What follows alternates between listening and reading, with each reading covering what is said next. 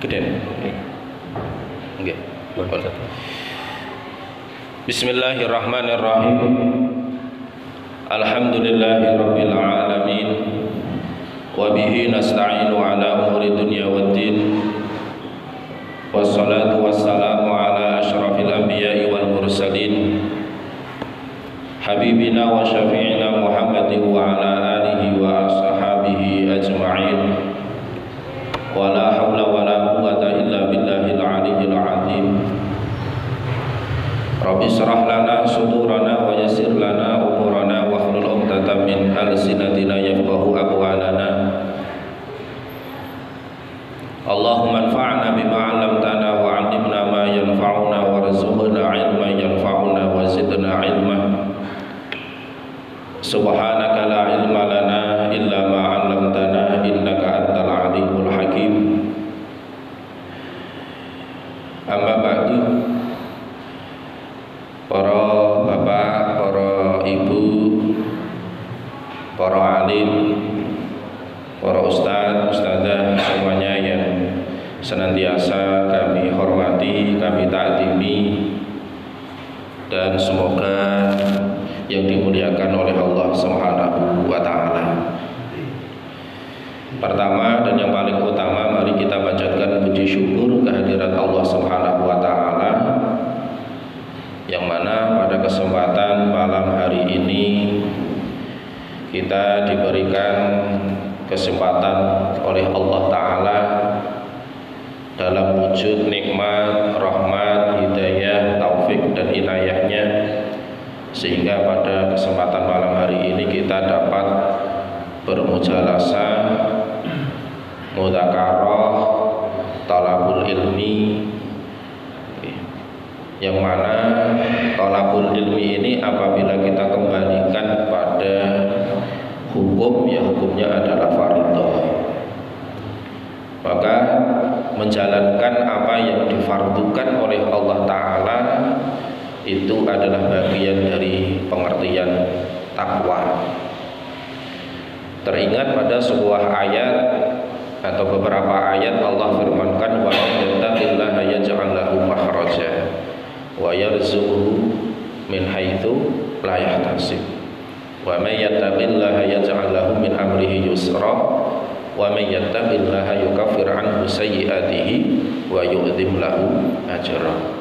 Barang siapa yang bertakwa kepada Allah, maka Allah akan memberikan jalan keluar dari setiap kesulitan-kesulitan. Allah akan memberikan kemudahan-kemudahan dari setiap urusan-urusan kita yang terasa sulit.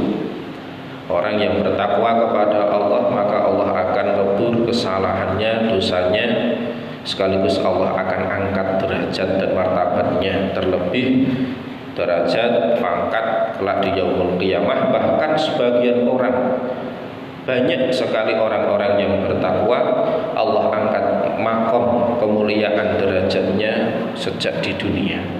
Oleh sebab itu, dengan perantara atau wasilah kita senantiasa menghidupkan kajian-kajian keagamaan, kita senantiasa memperbanyak majelis-majelis ilmu, yang mana majelis ilmu itu adalah wujud dari bentuk ketakwaan kita kepada Allah Ta'ala. Maka ini akan menjadi penghantar bagi kita untuk senantiasa mendapatkan keberkahan, mendapatkan kemurahan-kemurahan dari Allah, anugerah dari Allah Ta'ala. Amin Allahumma amin. Salawat dan salam semoga tercurah atas baginda Nabi Muhammad sallallahu alaihi wasallam, idola kita, uswatun hasanah, suri tauladan kita di atas segala-galanya. Mungkin kalau sebagian kita yang suka sepak bola itu kadang mengidolakan pemain tertentu gitu. Kalau kita bicara sepak bola modern itu, yang di sana ada Cristiano Ronaldo, ada Lionel Messi. Kalau yang muslim itu ada Karim Benzema, ada Muhammad Salah dari Mesir, dan lain-lain. Mungkin kita akan mengidolakan salah satu di antara mereka kalau kita suka sepak bola. Namun semua itu tentu tak ada apa-apanya apabila kita bandingkan dengan baginda Nabi Shallallahu Alaihi Wasallam, yang mana beliau adalah orang yang paling sempurna di muka bumi ini, yang layak dan pantas untuk kita idolakan. Maka wujud dari kita mengidolakan baginda Nabi itu ya memperbanyak baca sholawat. Wujud dari kita idola kepada Nabi itu kita mengikuti apa yang menjadi sunnah-sunnah beliau, sebagaimana sunnah-sunnah beliau yang termaktub ataupun tertulis di dalam kitab-kitab hadis yang muktabar. Dan kalau kita baca hadis itu mesti kembalinya ya ada Sahih Bukhari, ada Sahih Muslim, kemudian ada sunan-sunan yang lain, ada Sunan Nasai, Sunan Abi Dawud, Sunan Ahmad dan seterusnya. Itu dalam rangka kita belajar, dalam rangka kita mengikuti apa yang sudah menjadi sunnah-sunnah baginda Nabi Sallallahu Alaihi Wasallam. Oleh sebab itu, semoga kita dalam majelis ini nanti, karena saya akan membaca beberapa hadis atau mungkin satu hadis atau dua yang sekiranya nanti tergantung waktu, semoga dalam belajar nanti kita menjadi bagian dari umat baginda Nabi Sallallahu Alaihi Wasallam yang akan mendapatkan syafaatnya. Amin Allahumma amin. Para bapak, para ibu yang dimuliakan oleh Allah Subhanahu wa taala, ini saya ambil dari kitab Lubabul Hadis. Kitab Lubabul Hadis itu ditulis oleh Imam An-Nawawi.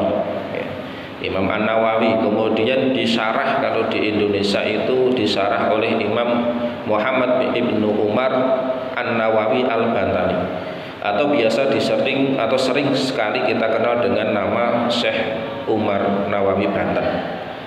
Syekh Umar An-Nawawi Banten ini memang menjadi salah satu ulama rujukan pada eranya, baik di Makkah pada saat itu, karena beliau pernah bertahun-tahun mengajar di kota Makkah dan meninggal di sana, dan sempat beberapa tahun, 2 atau 3 tahun itu sempat mengajar di Masjid Al-Azhar di Mesir. Maka peninggalan beliau itu banyak sekali dan sampai saat ini dikaji oleh orang-orang Timur Tengah, khususnya yang ada di Mesir. Kalau di Arab masih ada beberapa kajian-kajian yang membahas tentang ilmu-ilmu, tulisan-tulisan yang dikarang oleh Syekh An-Nawawi Al-Bantani. Termasuk ini yang saya bawa ini ya Tanqihul Qaul, ini syarah dari kitab Lubabul Hadis yang dikarang oleh Imam An-Nawawi. Hadisnya syarahnya adalah Imam Muhammad Ibnu Umar An-Nawawi Al-Bantani. Di bab yang ke-14, Imam An-Nawawi menyebutkan fi fadilatil fardhah, tentang keutamaan menjalankan ibadah fardu. Meskipun nanti fokusnya di dalam sholat, karena ibadah fardu itu pokoknya adalah sholat.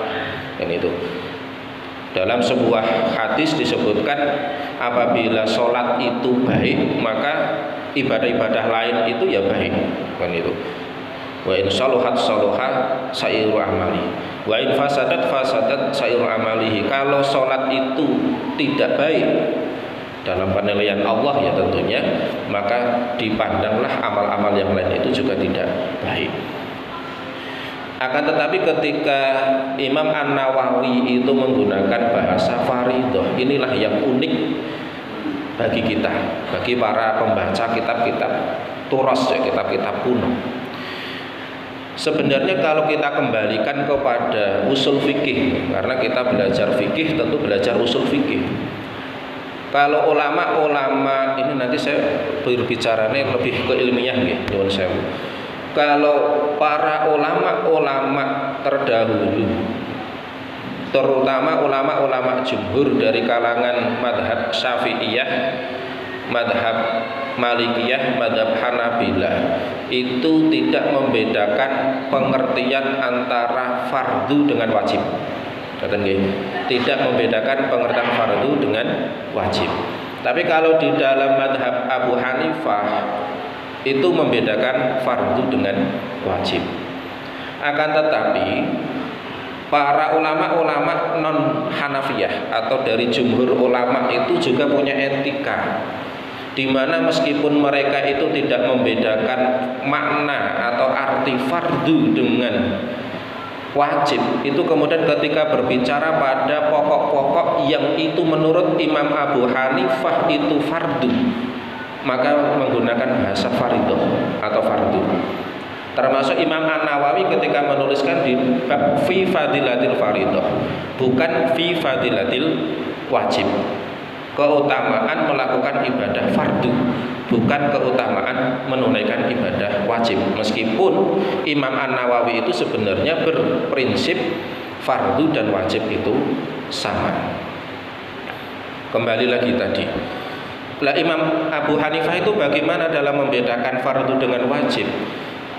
Kalau dalam madhab Abu Hanifah atau sering kita sebut Hanafiyah, fardu itu adalah perintah Allah Ta'ala yang dibebankan kepada mukallaf, atau biasanya disebut dengan af'alul mukallaf atau af'alul ibad. Mukallaf itu orang Islam yang berakal dan sudah balik. Agama Islam, berakal sehat dan balik, itu mukallaf.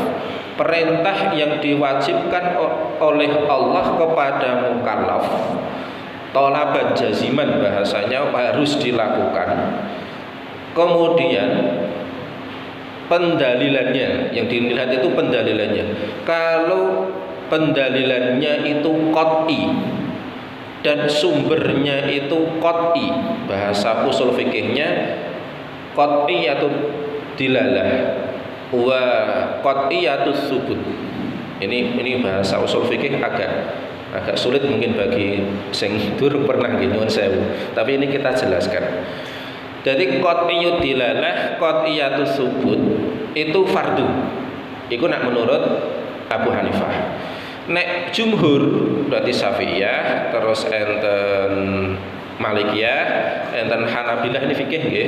Hanabilah itu qat'iyatus subut maupun dzanniyatus subut, qat'iyatud dilalah atau dzanniyatud dilalah itu sama, karena tidak membedakan wajib kali fardu. Ini nek Abu Hanifah, nek fardu niku qat'iyatud dilalah dan qat'iyatus subut. Lah, qat'iyatud dilalah niku pripun maksudnya? Tidak ada penafsiran yang macam-macam, tidak menerima multi tafsir. Jadi pasti itu ijma' ulama, semua ulama sepakat tentang hukum wajib, hukum kewajiban itu. Nek dzanniyatus subut itu berarti sumbernya, ngaten nggih? Atau qat'iyatus subut itu subut itu sumber. Nek madhab Abu Hanifah, nek ana perintah wajib dalile Quran terus hadis mutawatir iku fardu. Nek ana perintah saking Gusti Allah dalile kok hadis ahad niku wajib. Niki mang dipun kunci sih. Nek Abu Hanifah, fardu itu dalilnya harus dari Quran dan hadis mutawatir. Kemudian tidak multi tafsir. Ngoten. Nek multi tafsir atau dalilnya dari hadis-hadis ahad, maka wajib. Nek ulama jumhur wis mbuh arep hadis ahad, sing penting sahih atau dalil dari Al-Qur'an, itu pasti nek ra fardhu ya wajib tanpa ada pembedaan. Lah mangke niki wujudnya itu nanti teng napa? Contoh kula paringi contoh nggih ngenten. Salat zuhur, asar, maghrib, isya, subuh. Niki nek cara istilah mau sing bener fardu napa wajib? Nek menurut Abu Hanifah pripun Pak? Fardu ya wajib. Nek jumhur nggih ya fardu ya wajib. Nek menurut Abu Hanifah istilahnya fardu. Soalnya ora ana pendapat lain yang mengatakan bahwa sholat zuhur itu sunnah misalnya. Semua ulama pendapat pasti wajib. Bahasa kita wajib, ini nek bahasane Abu Hanifah fardu. Ngoten nggih. Ning nek misale sing wajib niku bacaan surat Fatihah. Doni tadi menurut Doni itu ada multi tafsir. Ada kemungkinan hukum yang berbeda. Contoh ngeten, baca Fatihah. Baca Fatihah niku wajib napa mboten? Kudu maca napa mboten mawon sakniki? Ayo. Kudu maca napa mboten? Ayo. Kan ada dua nih mangke. Nek madhab Syafi'i niku kudu maca. Arep dadi imam apa meneh? Arep dadi makmum ya tetep kudu maca. Lah kapan nek maca? Ya ngetutke imam. Jadi misalnya imami alhamdulillahirabbil alamin, jenengan makmume alon-alon maca alhamdulillahirabbil alamin. Ar-Rahmanir Rahim melu Ar-Rahmanir Rahim ning ora nyaingi suarane imam ngoten mawon sing penting. Ning tetep maca. Atau mungkin pas waladhdallin amin terus makmume maca cepet bismillahirrahmanirrahim alhamdulillahirabbil alamin arrahmanir rahim sekirane cukup waktunya sehingga kok ketika imam rukuk niku mboten ketinggalan. Niku nek ning mazhab Syafi'i sebab napa kudu ngoten. Bagi makmum apa meneh imam salat sendiri atau salat jamaah. Nek Abu Hanifah mboten. Makanya nek Abu Hanifah niku salate niku fardu, ning maca Fatihah wajib. Nek Syafi'iyah ya salate fardu ya wajib, maca Fatihah ya fardu ya wajib. Nek Abu Hanifah Fatihah niku mboten fardu ning wajib. Maka ada kondisi tertentu. Jenengan nek belajar ting perbandingan mazhab terus membahas ning nggon Fatihah niku kadang nggih nemokake apa nek misale salate dhewe niku Abu Hanifah berpendapat ya kudu maca Fatihah. Dalile napa? La sholata liman lam yaqra bi Fatihatil kitab. Ora sah wong salat tapi ora maca surat Al-Fatihah atau bi Fatihatil atau Fatihatil kitab. Fatihatil kitab niku nggih Fatihah niku masukanipun umul Quran. Nek salat dhewe. Nek salat jamaah Abu Hanifah boten wajibake bagi makmum untuk membaca Fatihah. Soalnya napa enten dawuh Quran faqra'u ma tayassara minal Quran. Bacalah sebagian dari Al-Qur'an. Enten dawuh wa idza quri'al Qur'anu fastami'u lahu. Kan ngoten. Nek diwacake Quran ya ngrungokno kan itu wa ansitu la'allakum turhamun menengo supaya nek entuk rahmat. Makanya nek pas imam maca Fatihah, Fatihah bagian dari Al-Qur'an. Engko nek maca surat pendek itu bagian dari Quran. Maka makmum itu kalau salat jamaah dan salat jamaah pas jahar banter niku nek Abu Hanifah tidak memerlukan baca Fatihah. Nek Imam Syafi'i tak arep dadi makmum mau sirri mau jahar atau salat jamaah atau salat sendiri wis pokoke kudu maca Fatihah karena tadi tidak membedakan fardu dengan wajib. Makanya itu nanti di dalam praktek masyarakat itu jenengan mungkin akan mendapatkan banyak perbedaan. Misalnya ada orang mengatakan nak makmum ki sing bener baca Fatihah ndak toh? Ya jenengan ajeng derek sinten riyin kan ngoten. Nek jenengan derek Imam Syafi'i yang dianut oleh mayoritas Indonesia ya maca. Ning macane kapan ya macane sak monggo ngetutke bacaan imam tur aja nyaingi suarane imam. Artine ora usah banter sing penting baca. Tapi nek jenengan manut mazhab Abu Hanifah ya cukuplah wis diwaca imam, berarti makmum niku ditanggung karo supire sapa imame. Lah ngoten monggo niku wangsul dhateng panjenengan piyambak-piyambak. Ngoten. Nek kula tetep biasane maca Fatihah. Soale kula niku awet cilik nggih diwarai kon maca. Ning macane tetep niku alon. Ngoten mawon sing penting ora banter-banter gara-gara maca Fatihah kiwa tengene malah terganggu suarane awake dhewe kan kadang enten niku sebagian tiyang niku maca Fatihah banter kiwa tengene malah terganggu. Nggih, panten sing ngoten. Nggih, niku masalah fardhu kalih wajib. Lawan teng hadis-hadis menika ingkang sepindah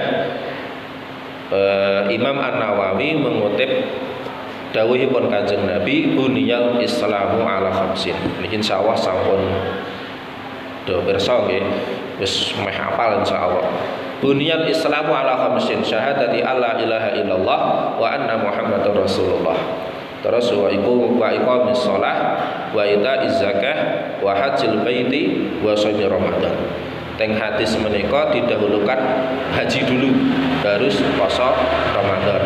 Tapi dalam riwayat lain sebagaimana jalurnya sinten niku sahabat Abdullah ibnu Umar atau biasa disering dengan Ibnu Umar, dalam riwayat Imam Muslim niku didahulukan puasanya dulu. Berarti wa shaumi Ramadan baru wa hajjil baiti kan gitu. Jadi tapi intinya podo karena memang banyak redaksi hadis tapi jumlahnya podo, syahadat, sholat, zakat, poso, haji, utawa diwalik syahadat, poso, syahadat, sholat, napa mau zakat, haji, poso. Intinya tetap 5 niku. Bunyal Islamu ala khamsin. Islam itu dibangun dasar 5 dasar. Kemudian dalam para ulama itu kemudian merumuskan menjadi arkanul Islam. Rukun Islam itu ada 5. Jadi Islam itu diibaratkan bangunan. Misalnya dewi ndelok bangunan masjid ini kan mesti ya ana pondasine, ngoten nggih. Pondasi niku ya mesti ya ora mung pondasi-pondasi tok, sing aran pondasi ya mesti ana kolome, ana wesine, ana watune, ana pasire, semen, pasir kan macam-macam niku. Terus bangunan ku ya ana tembok. Tembok iki ana mesti ya ana pasire, ana semene, ana botone. Saniki malah batako napa hebel nggih, bata ringan. Intine tetap ada unsur-unsur. Ku dhuwur ana gendeng ku ya ana sing nganggo ternit sik, ana sing kadang malah ana peredame nek ning gedung-gedung besar, gedung-gedung pertemuan malah ana peredame macam-macam. Lah Islam itu juga seperti itu. Anasirnya, rukunnya itu ada 5. Tapi setiap rukun itu terdiri dari unsur-unsur pokok. Ada unsur-unsur pokok. Misalnya sholat, sholat itu kan rukun yang kedua. Tapi di dalam sholat itu pasti ada unsur-unsur sholat. Lah unsur-unsur sholat itu ya ada syarat, ada rukun, kan gitu. Kemudian ada sunnah-sunnah sholat, kan gitu. Bahkan nanti kalau kita bicara tentang unsur-unsur sholat itu nanti bisa naik level. Kalau bahasa akhlaknya ada adab, atau ada yang mengistilahkan tasawuf yang disemonggo lah. Tapi intinya bodoh, akhlak dan adab. Artinya apa? Ketika kita melakukan sholat, ketika kita menjalankan puasa, ketika kita naik haji, zakat sekalipun itu ada adab-adab akhlak yang harus ditunaikan. Orang mung cukup sak derma sholat bahasane ngoten. Makanya nek ninggun Imam Ghazali niku tinggun napa kitab Ihya niku, meskipun kitab Ihya niku kan kadang sebagian tidak menerima nggih. Ihya jadi membahas kalau orang sholat itu harus khusyuk misalnya. Harus khusyuk. Jadi sebenarnya Ibnu Al-Jauzi juga sama, Ibnu Qayyim Al-Jauzi juga prinsipnya sama, akidah akhlak niku. Apa akhlak dan adab. Jadi kalau di dalam sholat itu apa cukup hanya syarat rukun, sunnah-sunnah dilakukan, kemudian apa perlu harus khusyuk atau tidak toh, kan gitu. Ya kalau kita bicara masalah fikih ya sebenarnya ya itu cukup, kan gitu. Itu cukup. Fikih itu kan untuk standar. Kalau bahasa kita ya standar hukum lah, atau standar minimalis orang itu melakukan sholat itu bagaimana ya syaratnya ditepati, rukunnya sesuai, yang ada 13 atau 17 itu monggo, tapi intinya ya podo 13 dan 17 itu. Kemudian sunnah-sunnahnya ya kan, sunnah-sunnah itu kan banyak, kita sedekap sunnah, kita angkat tangan namanya takbir intikal itu sunnah, kita baca tasbih ketika rukuk, ketika sujud itu sunnah, macam-macam. Saya kira itu di fikih sampun selesai pembahasannya sunnah. Tapi kalau dalam tataran adab dan etika itu kadang berlaku untuk orang-orang khusus. Maka kadang orang itu mengistilahkan, tapi ini bagi yang suka ya, kadang berfikih saja tidak cukup, harus bertasawuf. Tapi bahasa yang tidak suka ya fikih saja tidak cukup, harus punya adab, punya akhlak ketika melakukan ibadah. Di antaranya apa? Ya kita khusyuk. Kita khusyuk. Kalau sholat itu tidak boleh riya, kalau kita sholat itu tidak boleh pamer. Ketika kita sedang sholat tidak boleh berniat untuk dipuji oleh orang lain. Itu kan bagian dari adab ketika kita sholat. Bahkan kadang kita berpakaian saja kan diatur. Ya, coba misalnya kita hanya kembali kepada fikih. Misalnya batas aurat laki-laki itu apa Pak? Kan dari niki lutut nggih, lutut tekan udel, tekan pusat. Coba jenengan misalnya sholat pakai sarung atau celana sing komber diangkat, sing penting pusarnya tertutup, lututnya tertutup. Jadi imam lagi. Kira-kira pripun? Pantes mboten? Nggih mboten pantes. Sama. Itulah adab. Maka kadang sampai orang-orang khusus itu kadang ketika berbicara sampai pada tataran adab itu tinggi sekali. Tadi yang saya sampaikan, Imam Ghazali itu sampai begini. Ini dalam Ihya itu ada. Misalkan kita sholat, atau yang dicontohkan Imam Ghazali itu sholat. Misalkan orang sholat, kemudian ketika takbir Allahu Akbar, di dalam hatinya kok sudah ada niatan rasa pamer, riya. Ini di bab riya itu ada itu. Orang Allahu Akbar untuk sholat kok riya, misalnya takbirnya dibagus-baguskan, atau mungkin gerakannya seakan-akan khusyuk, paling khusyuk sendiri. Intinya bukan lillahi ta'ala, tapi karena niat pamer. Itu kalau menurut Imam Ghazali sholatnya tidak sah. Itu kan berat sekali nih Pak. Nggih, berat nggih. Nek cara jenengan pripun? Sanggup napa mboten? Poso jenengan misalnya niate krana kewuh, atau misalnya naik haji pengen dipanggil Pak Haji, Ibu Haji misalnya. Haji pengen mencari orang lain misalnya. Wah itu nek cara Imam Ghazali mboten sah. Tapi itu tatarannya akhlak, adab atau tasawuf niku monggo. Kita fikih dulu sajalah, yang penting rukun, syarat dan sunnah-sunnahnya bisa tertunaikan. Maka itulah unsur-unsur sebagaimana kalau tembok itu ya ono pasire, ono semene, ono batane, ono batakone atau hebeli. Ngoten nggih. Niku. Terus wau ing sepindah syahadat niki biasane nek pas TPA nika syahadat tauhid kali syahadat rasul. Asyhadu an la ilaha illallah wa asyhadu anna Muhammadar Rasulullah. Kan aku bersaksi tidak ada Tuhan yang berhak untuk disembah, berhak dan wajib untuk disembah kecuali Allah, dan bersaksi bahwa Muhammad itu adalah utusan Allah. Lah, yang menjadi poin dalam syahadat itu adalah kapan kita bersyahadat. Kan nek sejak kita kembali ning fikih niku kira-kira kita harus syahadat atau tidak? Pripun, Pak? Ayo jenengan biyen pas balik misalnya umur 10 tahun balik baca syahadat apa mboten? Niku wajib napa mboten? Nggih disekseni oleh Pak Ustadz. Pak Ustadz saya masuk Islam, asyhadu alla ilaha illallah mboten?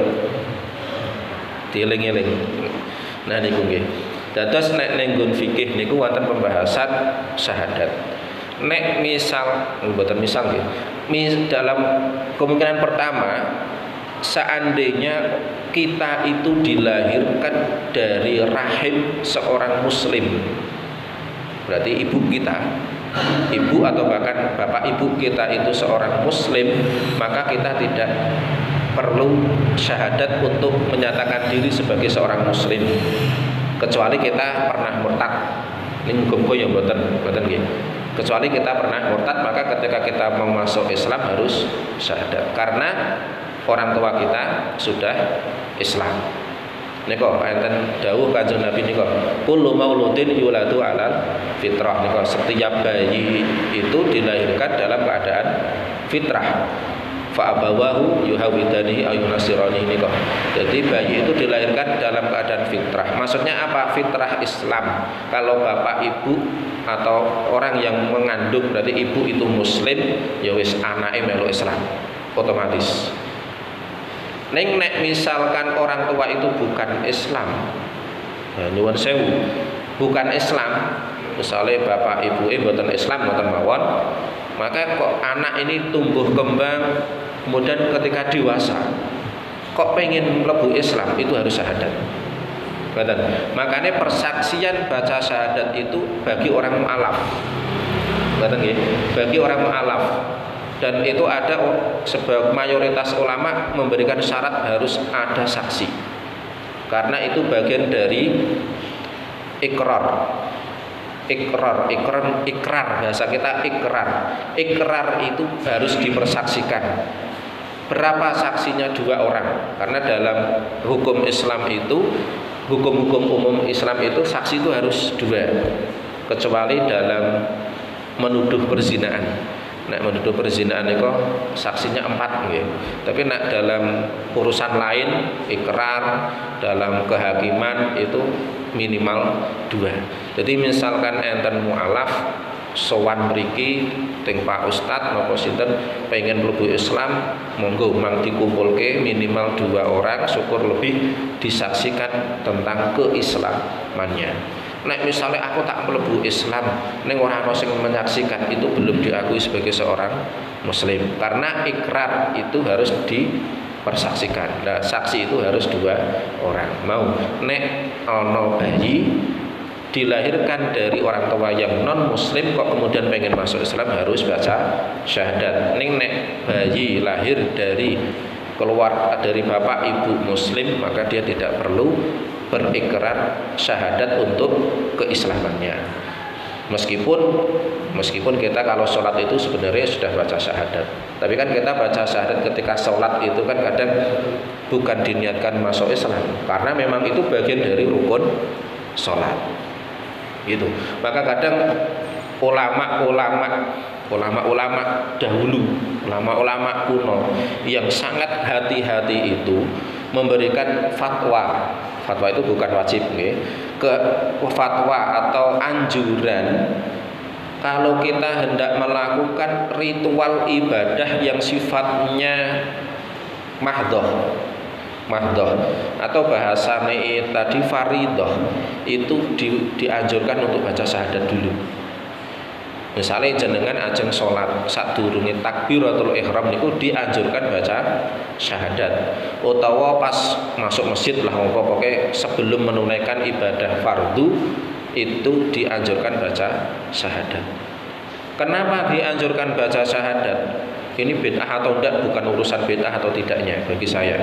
Tapi ini anjuran itu kenapa? Karena kadang ini kalau kita bahas ninggun tauhid niku ninggun bab murtad nggih. Itu kadang kita itu sadar atau tidak sadar, itu kadang mengatakan sesuatu yang sebenarnya itu ada unsur-unsur kemusyrikan. Kadang gitu. Tapi kita tidak sadar. Misalnya kita sakit, kita sakit berobat ke dokter. Wah, aku berobat di dokter A itu langsung mari misalnya. Aku nak radike obat oleh dokter A itu mesti ora mari lorong. Itu benar gak kayak gitu misalnya? Secara umum kan kadang kita seperti itu mendengar biasa gitu. Itu tapi secara tauhid benar enggak kayak gitu? Enggak benar. Maka hati-hati.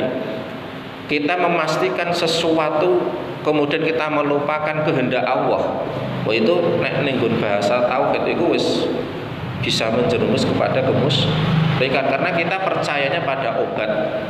Kita percaya pada dokter, bukan kepada Allah Ta'ala. Maka kenapa kadang ketika kita sholat itu kon syahadat sih, sadurunge sholat itu kon syahadat.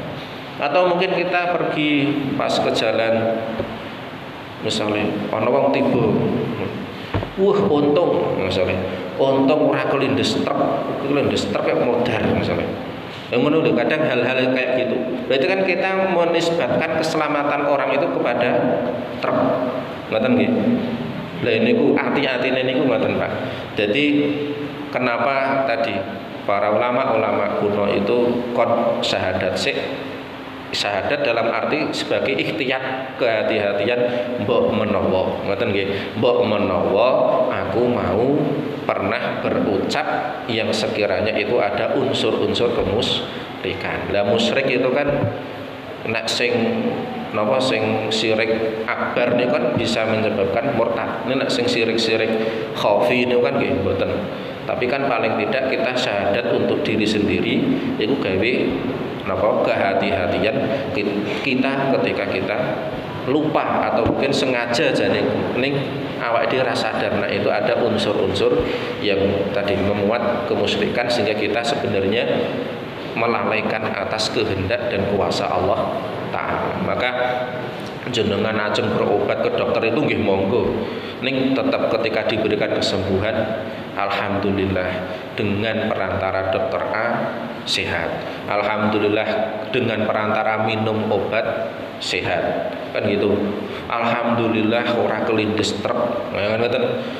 Isih diparingi selamat, kan gitu. Bahasanya kan harus positif nih, harus positif mengembalikan segala sesuatu itu pada kehendak dan kuasa Allah sehingga secara bahasa tidak ada unsur-unsur kesyirikan itu mau. Niku mangaten kalian syahadat. Makanya niku riyen bapak-bapak kiai saya itu gitu. Wis pokoke nek arep melakukan ibadah khususnya ibadah mahdhah itu aja lali syahadat gitu. Meskipun nek ning gun fikih yo enggak ada istilah perintah semacam itu, tapi itu hanya sebagai kehati-hatian.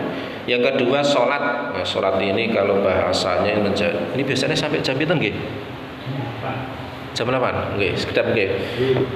Salat itu tadi kalau bahasanya Mbah Nawawi Banten wau tahqiqun lil ubudiyah. Jadi sholat itu menjadi wujud realisasi pokok dari ibadah. Mau di awal sudah kita sampaikan. Nek sholatnya apik itu yuk kabeh apik. Nek sholatnya ora apik, jadi ora apik.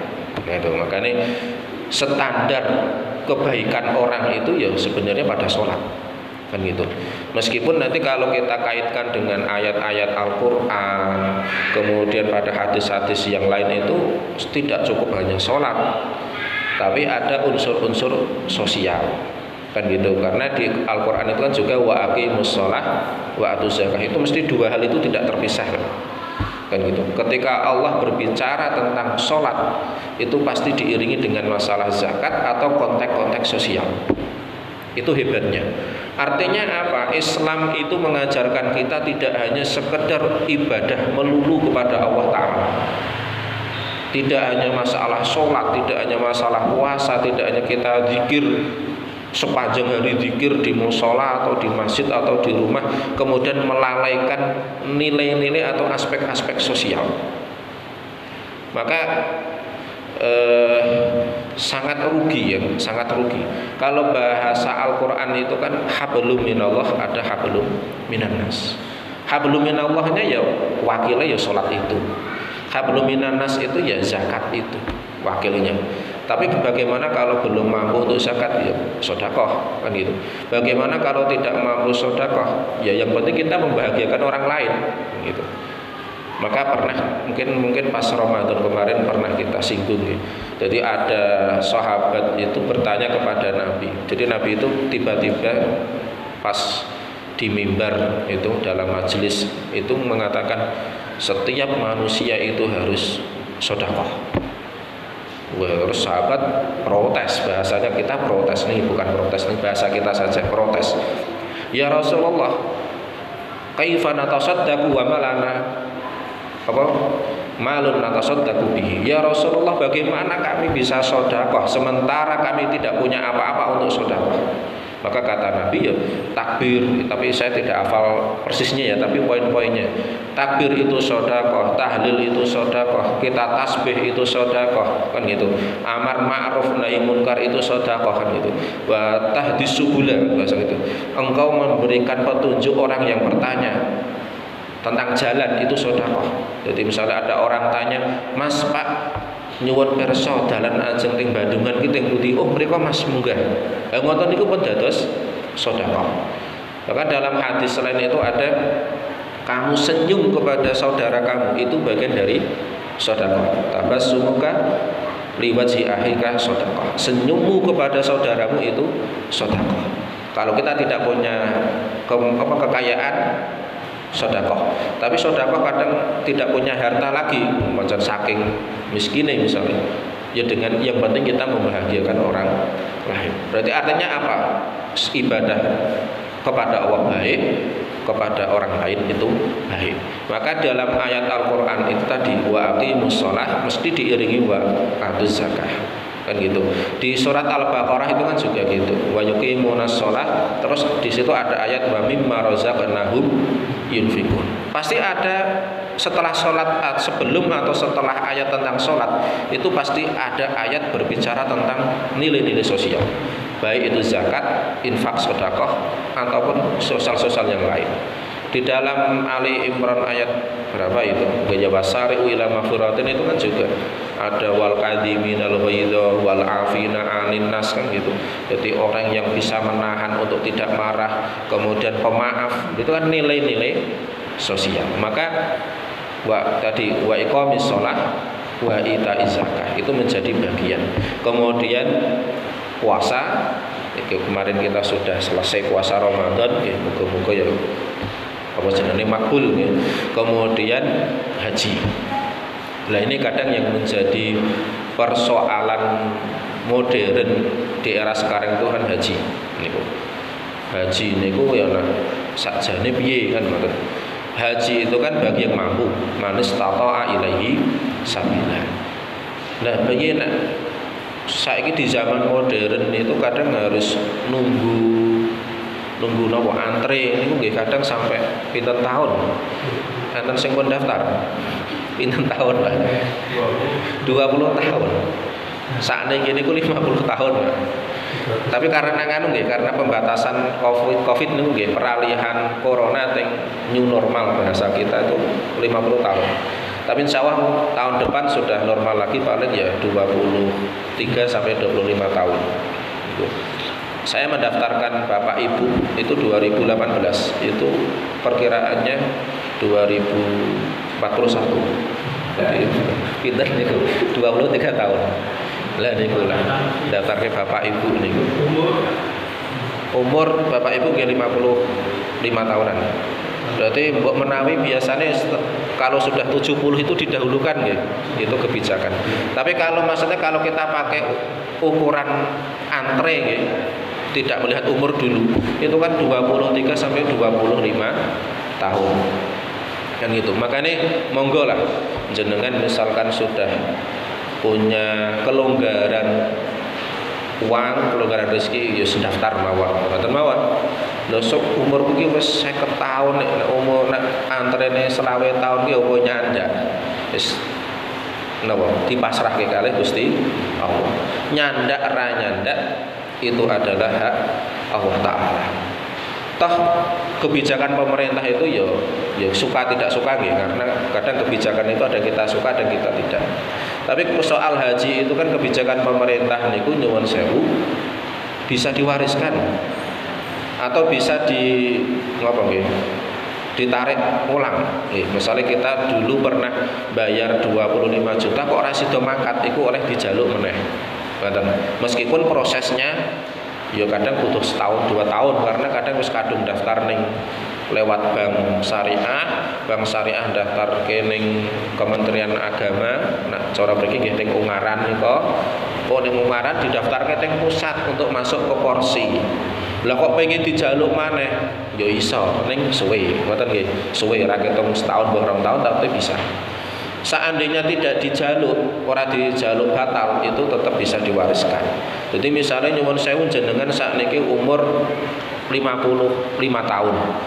Ternyata di aplikasi porsi itu kemungkinan berangkatnya masih 25 tahun. Berarti kira-kira umur 80 tahun misalnya. Oh ternyata ke umur 9 tahun pun situ. Lah ngoten niku saged diwariske teng putra jenengan. Ngoten. Dadi mboten sah khawatir, mboten sah khawatir. Terus misalnya jenengan aku duwe duit 20 juta utawa 50 juta tak daftar haji apa tak simpen sok kanggo anakku. Pripun nak jenengan? Disimpen kanggo anak sok ben aku rano ben kanggo anak napa jenengan daftar haji? Pripun? Daftar haji. Nak cara kula daftar haji. Ngoten. Cara kula daftar haji soal aku ora tekan tak waris teng anak. Padha-padha mau kita mewarisi, mending mewarisi porsi haji daripada mewarisi 20 juta. Kan ngoten. Nek tekan alhamdulillah awake dhewe iso nyampurnakake ibadah haji, nyampurnakake rukun Islam ingkang nomor 5. Jadi pertimbangannya ngoten. Jadi nyuwun sewu jenengan kok gadah kelonggaran 20 juta nek wong siji, nek wong loro berarti 50 juta biasanya punjul ana punjul ra ketung 100.000 mbah 200.000 berarti ya gampangane nek berdua ya 50 juta punjul 500 atau gampangane 51 juta atau kon daftar mawon. Wah sok tekan apa ora kersane Gusti Allah. Nek tekan alhamdulillah, nek ora tekan saged diwariske. Wah cara anake pengen njaluk duit ya kena. Ngoten lho. Dadi bapakku ki ben daftar haji saiki aku ki jane ya wis kaji nek dijaluk duit entuk ora boleh. Tetap boleh. Jadi kita tetap mewariskan apa yang sudah kita usahakan tidak akan hilang. Apa maneh nek ning masalah haji itu kan unik nggih, unik. Uniknya itu kalau kita bicara soal fikih di dalam haji itu niatnya boleh didahulukan. Boleh didahulukan meskipun kalau kita bicara niat itu ya pas ihram jane haji. Tapi nek awake dhewe wis ndaftar haji kemudian kok niate wis pancen niat haji tenan kok ora mangkat, ora sida mangkat iku insyaallah ya semoga-moga Gusti Allah itu sudah mencatat kita sebagai orang yang betul-betul niat berhaji. Kembalikan ke hadis innamal a'malu binniyat. Itu aja. Jadi simpel nggih. Jadi monggo lah niki masalah buniyal Islamu ala khamsin. Rukun Islam ini kita cermati betul sehingga kita betul-betul menjadi pribadi Islam yang kafah bahasane. Nak sing mentereng kan Islam kafah. Ini maksudnya Islam sing sempurna ngoten mawon. Syahadat jelas kita sudah syahadat atau kita mesti yo Islam dari lahir. Salat kita setiap hari salat tinggal kita perbaiki saja adab dan akhlak kita khusyuk, kita betul-betul memaknai apa yang kita baca saat salat sehingga kita bisa mewujudkan salat itu dalam nilai-nilai kehidupan sehari. Karena itu kan ada ayat salat itu katanya tanha anil fahsya'i wal munkar. Berarti kan yo salatnya dimaknani, puasanya kita maknani betul nilai-nilai puasa. Kan dulu kemarin saya kira di 30 hari atau 29 hari Ramadan wis ceramah tentang puasa warak lah. Apa hikmah Ramadan, nilai-nilai baik pada Ramadan kita wujudkan. Zakat nek sugih nek ra sugih yo kita jangan eman untuk sedekah. Wis kepeksane ora duwe receh, yang penting kita tidak menyusahkan orang lain tapi kita membahagiakan orang lain. Disempurnakake haji. Ora iso haji kita kembali ning hadis-hadis fadilah. Kita sholat ke Jumat ya kan? Itu juga hajinya orang miskin. Makanya nek pas sholat Jumat niku diniati haji ngoten mawon. Terutama bagi sing buatan gadah napa niku wis diniati haji. Karena fadilah salat Jumat kan diantaranya niku. Haji itu apa salat Jumat itu hajinya orang miskin. Nah niku banyaklah. Maka saya kira kita beragama itu rileks, enggak perlu kolot-kolotan. Apalagi kalau kita kembali ke fikih tadi di awal kita sambung bahas banyak perbedaan-perbedaan di dalam masalah fikih. Sing penting longgar mawon, ora usah kenceng-kencengan. Saya berpedoman A, ya wis A. Jenengan arep B, arep C, monggo ning sing penting kula A. Nek jenengan arep manut aku, alhamdulillah. Ora ya sing penting kowe duwe pedoman ngoten mawon. Karena 4 madhab tadi Syafi'i, Hambali, Maliki, Hanafi itu kadang dalam poin-poin tertentu yang tidak disepakati disebut fardhu itu beda pendapat. Masalah Fatihah saja beda. Nanti belum lagi baca bismillah ketika Fatihah sir apa jahar niku lak nggih macam-macam niku. Oh durung iku gek sing wajib wae beda. Apa meneh sing ora wajib. Contone napa kunut. Nggih. Kunut niku nek Syafi'i sunah. Nek ora kunut malah kon sujud sahwi. Nek madhab sing niku Maliki napa malah ya Hanafi malah ora entuk kunut. Ngoten. Nggih, Hanafi nggih, nek Hanafi niku malah mboten kenging kunut. Nek Maliki kunut ning kunute sadurunge rukuk. Nek nggih nek Syafi'i sawise rukuk berarti sami Allahu liman hamidah bar i'tidal nggih kunut. Nek Maliki malah sadurunge rukuk. Makane jenengan nek salat weruh wong salate wong-wong Maroko niku kadang bar maca surat niku menenge sedhela ora ketung mang detik napa tekane 10 detik niku meneng. Lah pas menenge itulah baca doa kunut. Ning nek madzhab Maliki niku kunute sir. Nek madzhab Syafi'i ya jahar niku mau jahar. Makane nek enten sing kunut wis luweh, nek sing ora kunut ya ben. Maksudnya ngoten nggih, dados mboten sah gawe paneng-panengan. Ngoten makane kula niku nyuwun sewu wau kon ngimami kula niku mending sing biasa mawon daripada mangke saya ngimami terus beda ndak mangke dados penggalih sing mboten. Saya di mana-mana itu nek ngaji imame sing biasa imam nggih monggo niku dados imam. Bagi saya seperti itu. Ngoten nggih pun jam 8 motorene nggih tekan jam 8. Nggih kirang langkungipun nyuwun pangapunten mbok bilih sanes wekdal saged dipun sambung. Mugi-mugi kita sedaya tansah dipun paringana istiqomah dalam menjalankan agama Islam niku khususipun rukun-rukun Islam ingkang sampun kita bahas kala wau. Amin Allahumma amin. Mekaten saking kaula subhanakallahumma wa bihamdika asyhadu alla ilaha illa anta